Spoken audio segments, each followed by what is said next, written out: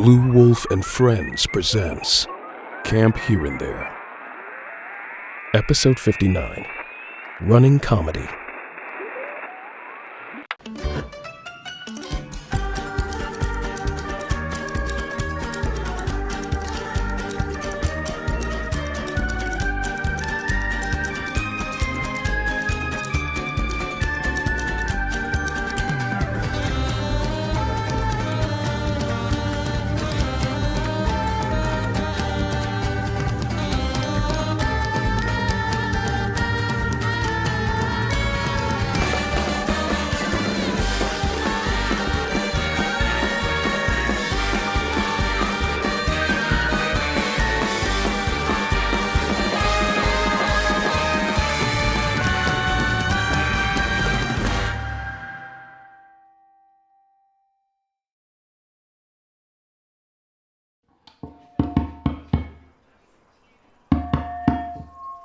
Hello, campers and counselors and various wriggling creatures of numerous species diversity in the back. Please don't think you're getting out of this just because you're hiding behind the folding chairs. Especially you, Dubious Creature. I see you. So, we all have our cravings, right? Well, you may be craving a break from the giant mosquito men, or perhaps an occasional sip of succulent soup. Tonight, we all collectively crave something. We crave talent. Which brings us to the event of the century.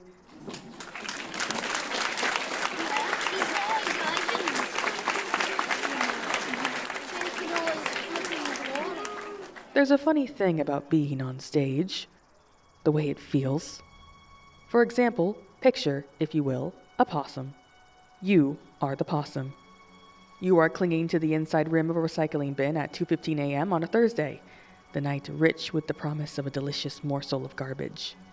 You have never known shame, and now, suddenly, headlights. Your universe is a blinding white, all eyes on you. A paltry napkin sticks to your face as you stare painfully into the gleam. You're not ready. Not for the exposure, the misty heat, the artificial sun in your eyes like a million glaring devils. That, dear campers, is the true atmosphere of fun. Because you see, summer camp is nothing if not the fermentation of intense emotional embarrassment, distilled and concentrated for the amusement of your peers and the future benefit of your demonic therapist. So here we are. Tonight, we will bear witness to feats of skill, acts of daring, and at least one child from Camp Overwear attempting to summon a demon. Honestly, I feel that's less of a talent and more of a questionable vessel for self-harm. But I suppose if another bloodthirsty devil arises among us, at least we'll have someone to wait tables at the Mosquito Men blood-tasting social.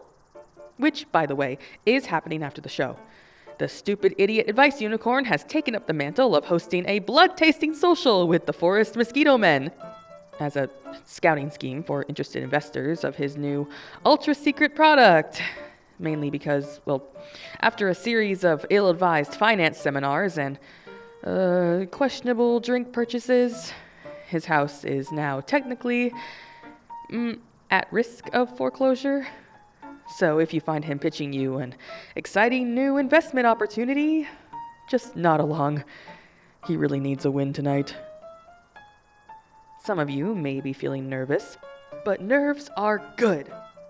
They mean your brain is plugged in and the socket is live. If you were not nervous, I would be extremely concerned. But I digress. The stage is set. The lighting, such as it is powered by 3 quantum-length extension cords, 1 battery-operated tea light, and pure animal terror. Our panel of judges consists of counselors Yvonne, our judgiest counselor with a true hater's soul, Marisol, a bit of sweetness to balance the salt, and lastly, we were going to have Juniper, but he's off leading a search party for Rowan, who at this moment remains missing. Moment of silence. But we have Up and Adam taking his place instead. here to supervise the camp overwear performers. He's also brought along Mavis this time, as she was a monumental help in setting up the lighting and microphone. When I asked her to hang the spotlight, she fished out of her bag a textbook titled Fundamentals of Parallel Etiquette, What to Say to Your Mirror Self at Dinner, and opened a page on the basics of photonic suspension. She kept tapping it like she was trying to say something, but when I didn't get it, she just grunted and started angrily hanging the spotlight. What an astute helper!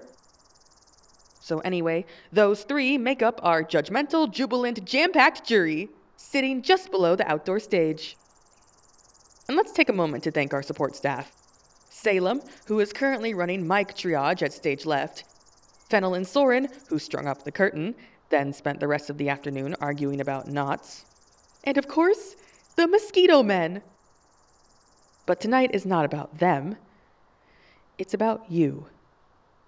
So, let us begin.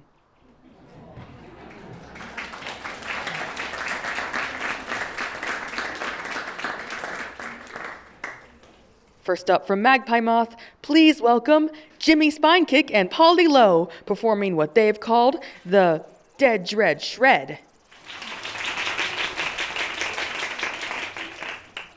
Polly strides onto the stage, her dark hair over her eyes as she gives a defiant sneer.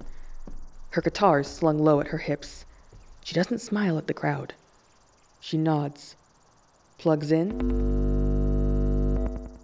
and lets loose a sick riff, a furious, grinding chord that peels the paint off the trees. And then Jimmy enters stage right, or he ollies stage right. Jimmy Spinekick is a sharp mess of bones, all elbows and clacking kneecaps, wearing a pair of epic nighttime shades. In his fingers sits a half-crushed can of his own invention, Baja Blast Slug Slime Horse Monster Energy Drink, of which he is the sole company owner. Polly kicks things off with a ghoulish melody, and Jimmy launches off the makeshift ramp they've nailed together from splintered cafeteria trays. His skateboard clatters under his bony feet as he ollies, kickflips, and performs a series of sick tricks. Every time Polly hits a particularly nasty chord, Jimmy makes it spin. He even manages to crack open that can mid-air, taking a swig without spilling a drop, which is impressive considering he doesn't have a throat. It just sort of pours through his ribs and disappears. An excellent display of biological discipline. Polly leans into a searing riff, her fingers invisible in the frantic motion. Jimmy answers with a 360 shove-it, spinning like a pinwheel before landing with a crack on the floorboards. Oof, that one looked intense.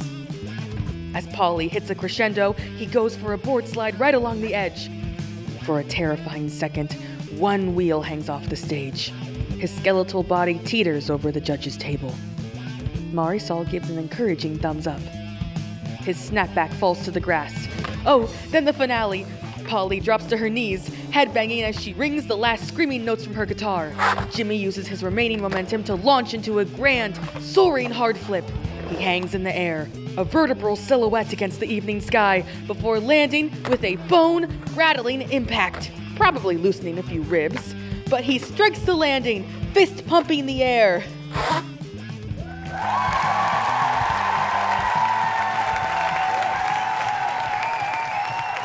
Oh, one moment. It seems Polly wants to perform a final solo. She stepped to the center of the stage. All eyes are on her. There's a hush quivered over the audience. This is her moment. She raises her guitar. This is it. The solo. Her solo. She takes a ragged breath, fingers poised above the frets, ready to pour every ounce of her pent-up soul. She begins with a curdling note, getting into the rhythm, but, it seems a Mosquito Man is walking onto the stage. He's taken her guitar. He's walking back to the forest. I'm sorry, Polly. I don't know why the Mosquito Man did that. The judges are judging. It's a 6. Because of the mosquito man.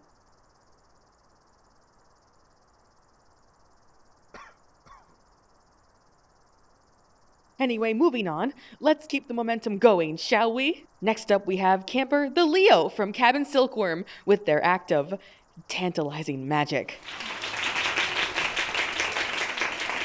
The Leo wheels onto the stage with daring confidence. It's closer to say they float.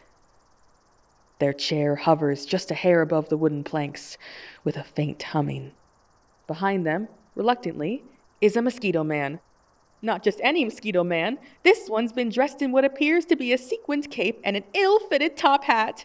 He clutches a wand in one spindly, chitinous hand. The wand has a cute little star on the end. The Leo gestures grandly towards their forlorn assistant, and through a series of hand movements, explains that the mosquito man has volunteered to participate in tonight's demonstration of the impossible.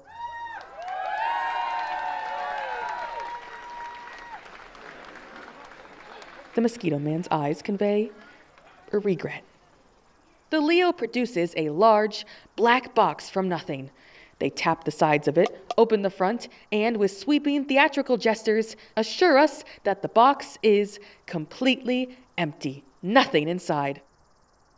Now, the Leo is beckoning the mosquito man forward. The mosquito man does not want to go forward. The mosquito man is shaking his head, all 6 segments of it in vigorous refusal. But the Leo is insistent. The mosquito man reluctantly shuffles towards the container. His sequined cape catches on a loose nail. It tears. The mosquito man's antennae droop in defeat. The Leo helps squeeze the mosquito man into the box, tucking in his limbs and folding his proboscis. The lid closes. The Leo spins the box. Once, twice, 3 times. They tap the sides with the wand, which they've grabbed from their assistant's trembling grip, and announce to the crowd that they will now make the mosquito man disappear. A dramatic pause. The Leo waves the wand. Sparks fly! Wow! One lands on Mavis's textbook, and she has to pat it out with her sleeve. The Leo opens the box, and the mosquito man is still there, looking deeply uncomfortable and perhaps a little smug. But wait! The Leo isn't deterred. They close the box again, this time with more aggressive wand waving. More sparks, a small plume of pink smoke, the distinct smell of artificial bubblegum. They open the box once more, and still there. The mosquito man waves at the audience with one spindly leg. A camper in the front row waves back. The Leo's face betrays nothing, but their shoulders do a little frustrated shiver. They close the box a 3rd time. This time, instead of waving the wand, they simply smash it. Hard. There's a muffled buzzing sound from inside. Then silence. The Leo opens the box and empty! The mosquito man is gone! Forever! Rip that mosquito man!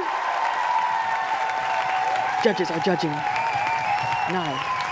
10, 9. The Leo takes the lead with their magnificently magical marvel.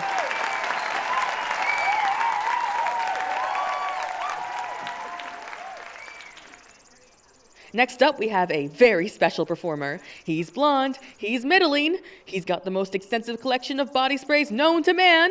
Please welcome to the stage your favorite counselor and mine, well, not mine specifically, but someone surely, Joshua McKeith.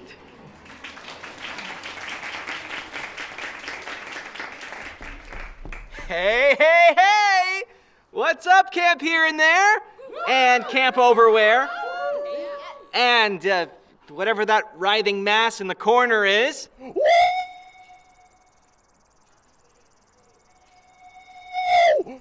So, yeah, I'm Joshua.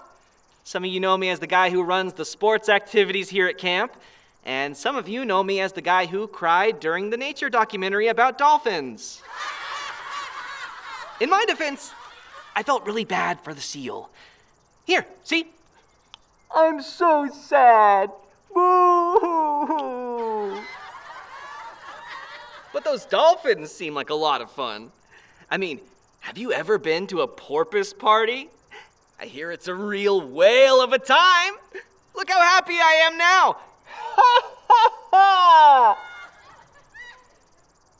But seriously, folks, being a counselor here is wild. Like, I signed up thinking I'd be teaching kids how to make friendship bracelets.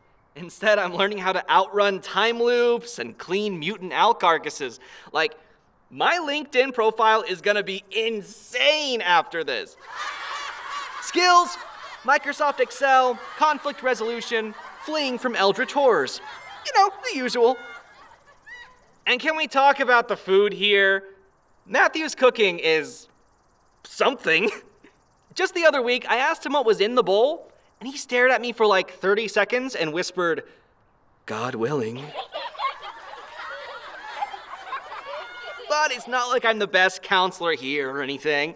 Like, you guys ever look in the mirror and think, wow, I really peaked in middle school? No? Just me? Cool. Well, I think I peaked when I learned to tie my shoes. But I exclusively wear Velcros! I had to get rid of my laces because I kept tripping into problems. You know how some people have a guardian angel? I think mine got reassigned. Like, he put in for a transfer after the third time I crashed through a screen door. He was like, "I can't do this anymore. I'm going to go protect someone who doesn't constantly piss off big spiders. I'm sure somewhere out there's a kid who's never been swirled by a penguin." True story. I once tried to impress a girl by doing a backflip off a diving board. I didn't know how to do a backflip. I still don't know how to do a backflip. What I do know is that water can feel an awful lot like cement. And like, I'm not saying I'm dumb, but I did fail a blood test once. The nurse was like, "We need a sample." And I was like, "Multiple choice or essay?" You know you're a catch when even the mosquito men send you back. But seriously, folks, it's great to be here. Are you all having fun? Hey, Joshua, here's one for you. Why did the Joshua cross the road? Huh? Why? He thought he might find a joke on the other side. Yeah. Thanks, Sydney. That's good stuff. Like, No, please, sit down, Joshua. Put down that prop mask. Let's really give the audience a sense of who you are. Oh, okay. Is this part of the... Sit. The audience wants to know the real Joshua McKeith. The legend behind the... What is that? Hair gel? It looks like you dipped your head in a vat of Matthew's oil. Yeah, I do use a lot of product. Gotta tame the mane, you know? Joshua, your hair's far beyond domestication. Well, it's free range. Oh, that's wonderful. You're doing so well. Here you are in the spotlight. But you know what would make this even better? Thanks, Sydney. I've got a few more... A little more spotlight. Don't you all agree? Oh, okay. I guess we could... Here, stay in the chair. Let's make this more intimate, more personal.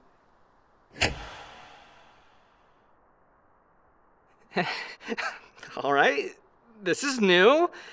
Switching things up. I like it. See, the thing about Joshua is that he's hilarious, but not always on purpose. Isn't that right, Josh? Yeah, I guess I can be a little... Like the time you mixed up sunscreen with toothpaste. Here, put the happy mask on. Oh, okay. Yeah, that was pretty bad. I looked like a tomato. And let's not forget when you tried to prank Yvonne and ended up gluing your own hands together. Couldn't eat lunch without help for 3 days. A squirrel spilled my secret serum.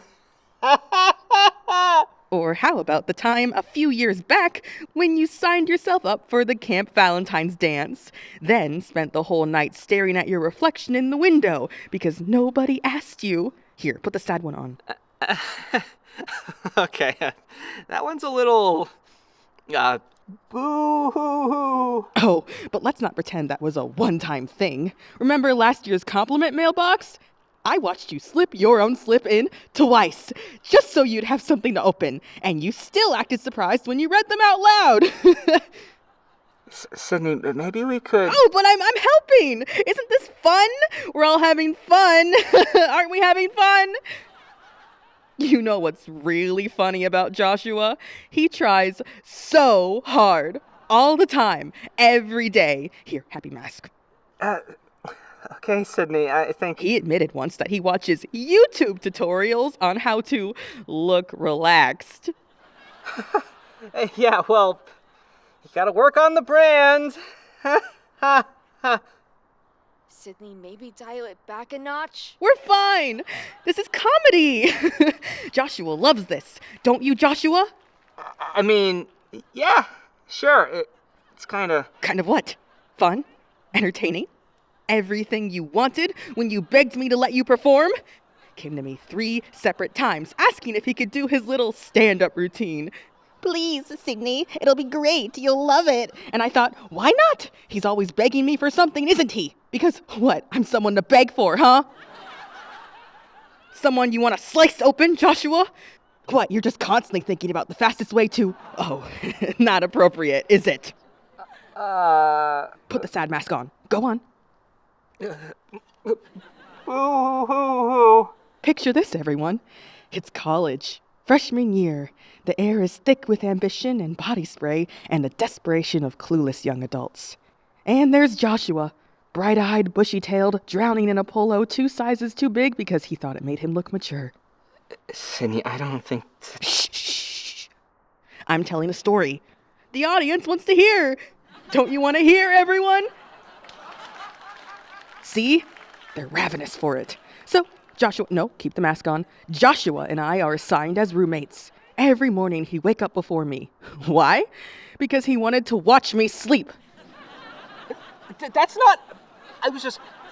I wake up early. I'm a morning person. He'd sit at his desk, pretending to study, but his eyes, I'd feel them on me like little wet thumbs pressing into my skin. And when I'd finally open my eyes, he'd snap his head back to his textbook quick as he could. Every single morning. But that's not the funny part. The funny part is what he wrote in his psychology notebook. Sydney, please. Oh, did I forget to mention the notebook? Joshua used to jot down little notes to himself in the margins of his study materials. Reminders like, buy more supplements, or don't forget next week's test. Most of it was pretty ordinary stuff. But then there were the emotional entries.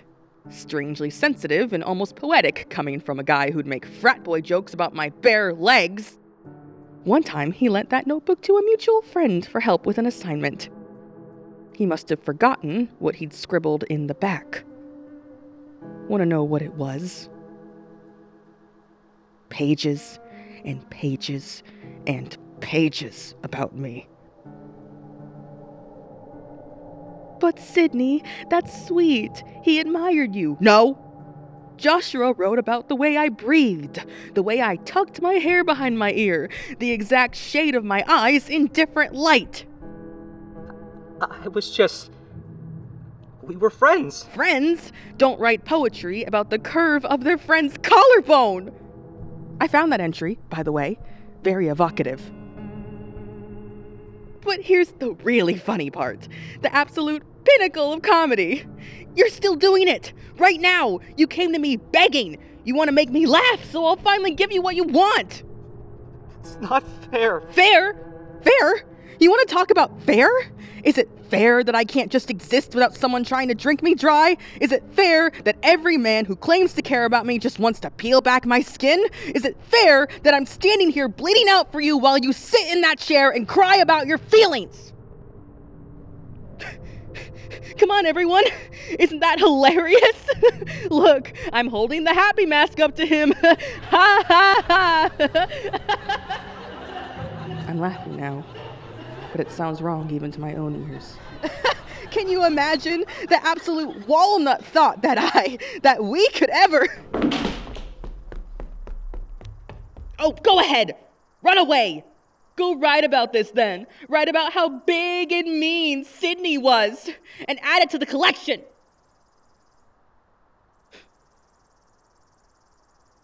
And that's showbiz, folks.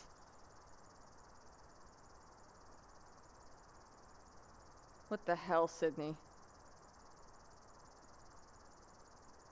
What?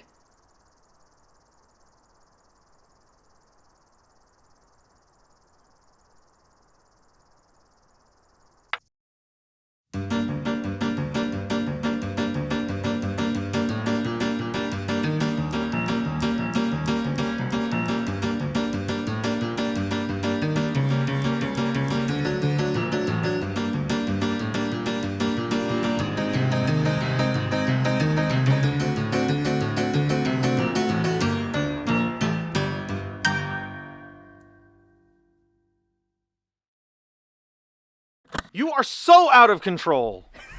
What? You didn't find it funny? I don't know what the hell is happening to you, but this isn't the Sydney I know. Yes, it is. You don't know me. What is wrong with you? Why are you acting like this? What? Gonna kill me about it? Bring me back so I'm a more palatable fuck? I don't think it was appropriate for Joshua to write those things about you, but you cannot just go saying shit like that to the whole camp body. I know you know better. You've been told this dozens of times. You can't tell me what to do. Yeah, but Lucille can. You're fired. What? I don't enjoy this.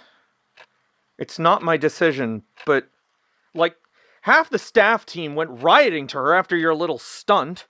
Lucille was already considering it since you've been neglecting your duties, and now Yvonne probably won't ever talk to me again, and you're... Also, you could... What? What were you trying to achieve?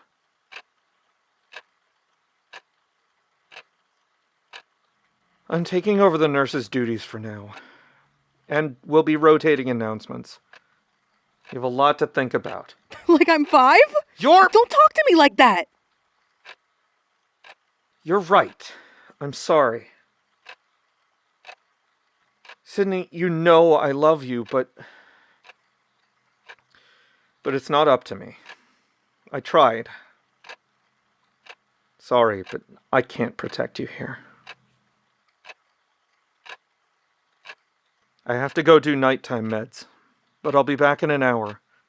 Lucille's not cutting off your funds or anything. You're just... Yeah. We can do something to take your mind off it when I get back.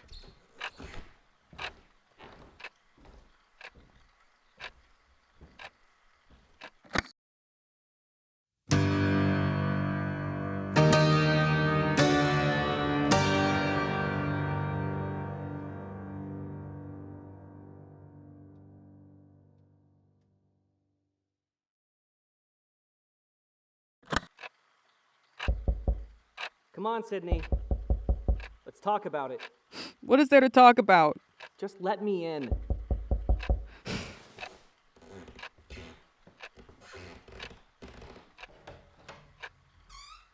What?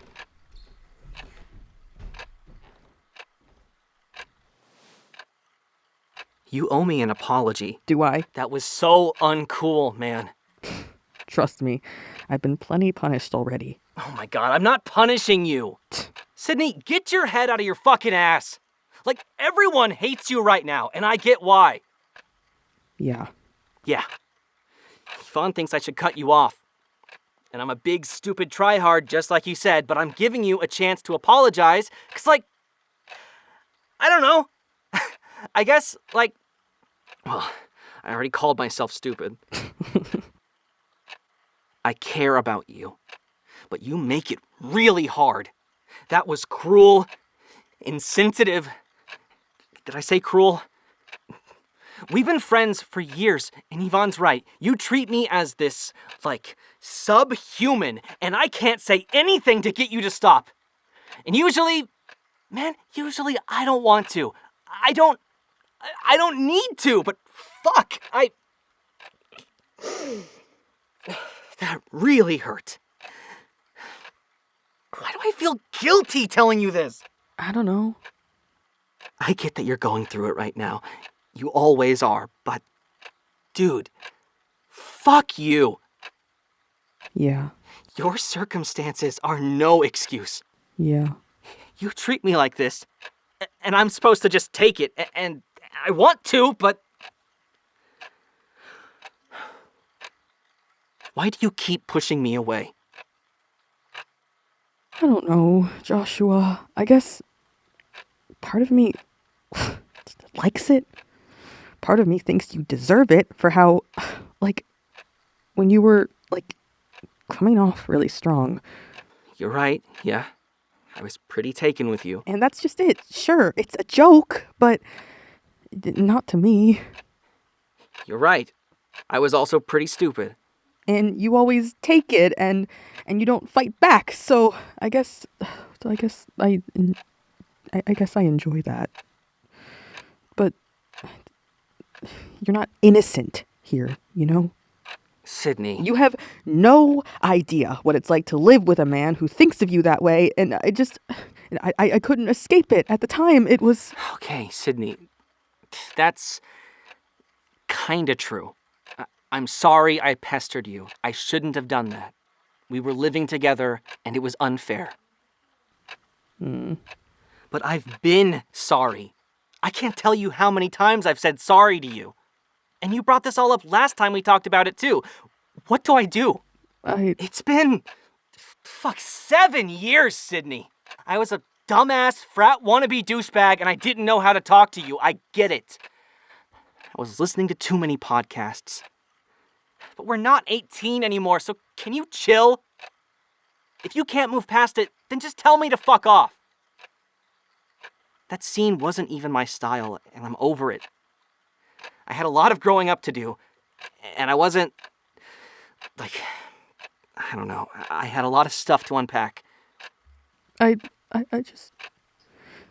was... Come on, don't cry. It's okay, man. I'll drop it. We can drop it. No, stop. Don't look at me like that. I get it.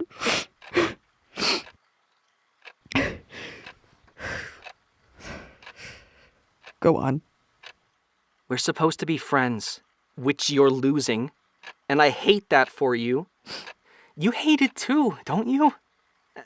I get why you don't like me. But you could stand to be a little nicer to me.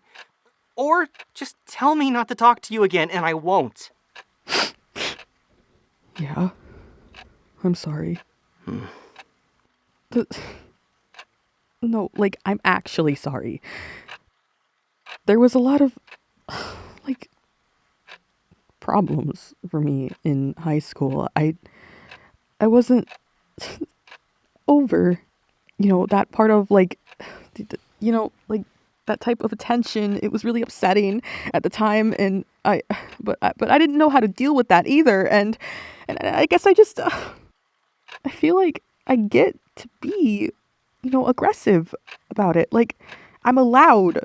I've earned it, or something. I don't want you to feel like you have to do that. I don't want you to fuck off. You're very sweet to me, and I do appreciate that. I feel like all of my friends are going missing or hate me, and I'm sorry.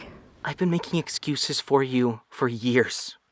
And partly because I did feel bad for an off-color comment here and there. No, I'm sorry, Joshua. I really am. I don't even remember half the shit you said, and it doesn't matter anyways. I've been petty and cruel to you for things that weren't your fault. I probably, projected some of the,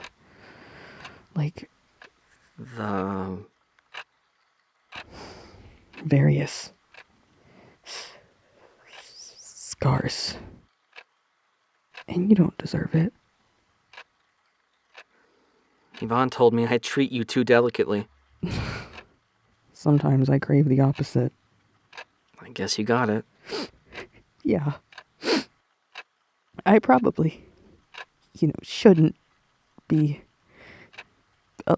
allowed to. Hey, man, it'll blow over.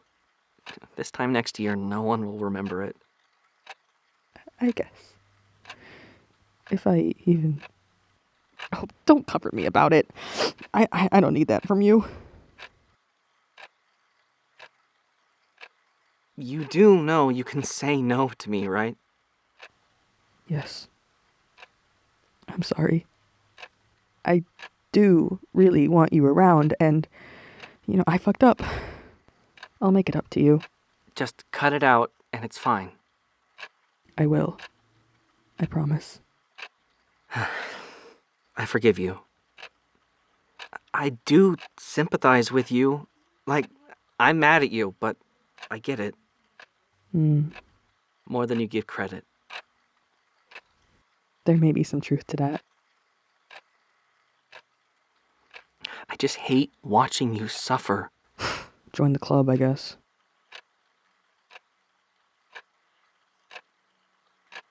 Sydney, we... You must know. Yeah. How I've loved you. Yes. We could have...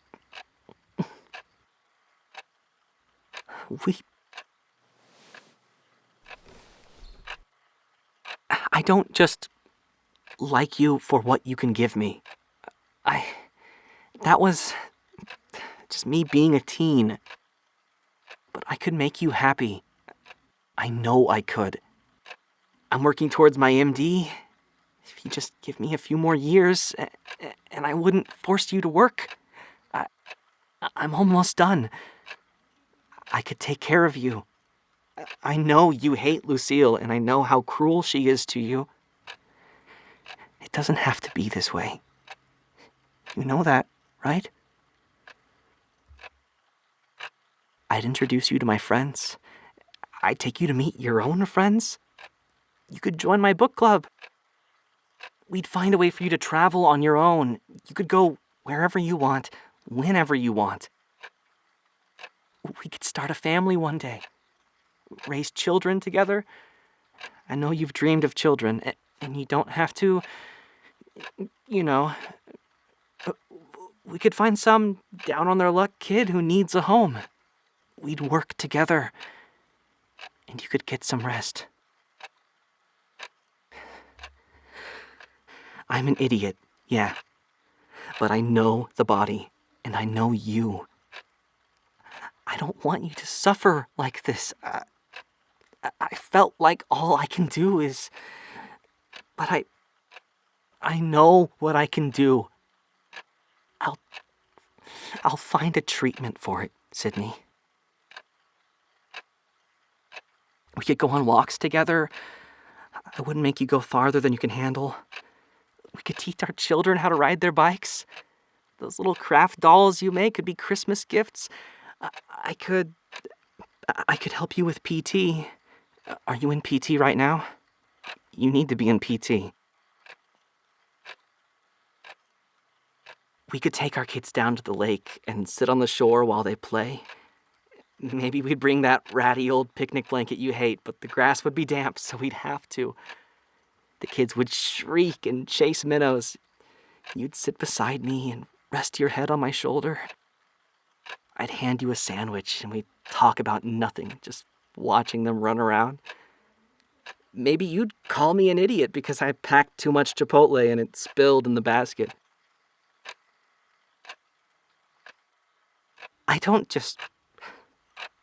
I would be happy never touching you if that's what you want. I just want to hear you talk. I'd come home every day to hear you talk. Maybe about how much you like the color we painted the walls, or about how interesting the book we're reading is, or about how much you got done that day.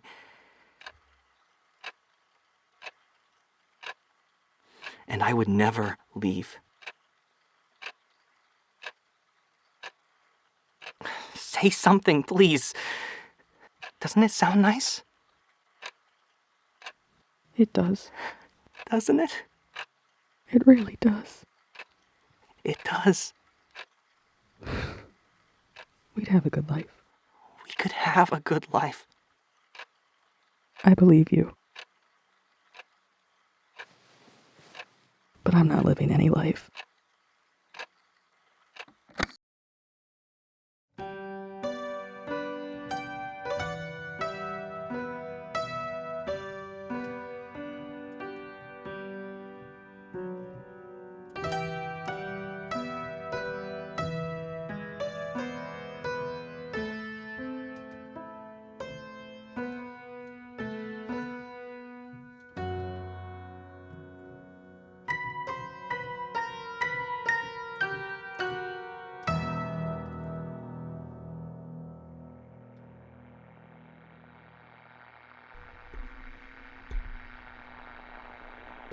Today's episode of Camp Here and There was written and directed by Blue Wolfe.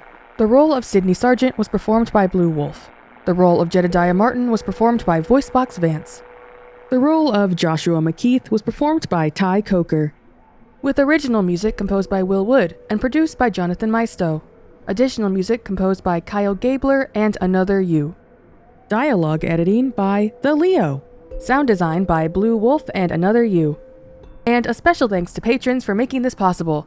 Special thanks to Rivers of Ivy, The Roaches, and Squidney Sargent. To join them and to get behind-the-scenes content like bloopers, development notes, early access to episodes, interactive events, and more, visit the Patreon at patreon.com/bluewolf. You can also join the official Discord server to connect with fellow listeners and discuss the latest episode. Find the link in the description of today's episode. And finally, if you'd like to support the show and ensure we can keep going, the most meaningful thing you can do is to help spread the word. Thank you for listening to Camp Here and There. And remember,